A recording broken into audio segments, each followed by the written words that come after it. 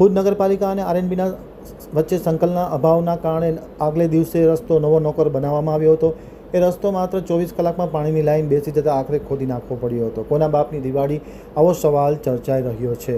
ભુજ નગરપાલિકા અને આરએનબીના વચ્ચે સંકલનના અભાવના કારણે નવો નોકોર રસ્તો પાણીની લાઈન બેસી જતાં ખોદી નાખવો પડ્યો હતો અને આખરે પ્રજાને નુકસાન થયું છે। વાત જાણે એમ બની કે ભુજના સર્કિટ હાઉસથી હમીરસર સુધી મોડી રાત્રે ડામરનો નવો રસ્તો બનાવવામાં આવ્યો હતો।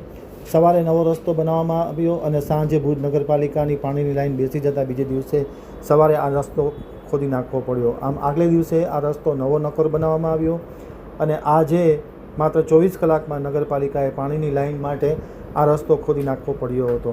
ભુજ સ્વામિનારાયણ મંદિર પાસે આ નવો ડામર રોડ બનાવવામાં આવ્યો હતો, જેને ખોદવાની આખરે ફરજ પડી હતી। આમ નગરપાલિકા અને આરએનબીના સંકલનના અભાવે આખરે 24 કલાકમાં નવો બનાવેલો રસ્તો ખોદી નાખવાની ફરજ પડી હતી। કોના બાપની દિવાળી તેવો સવાલ ચર્ચાઈ રહ્યો છે।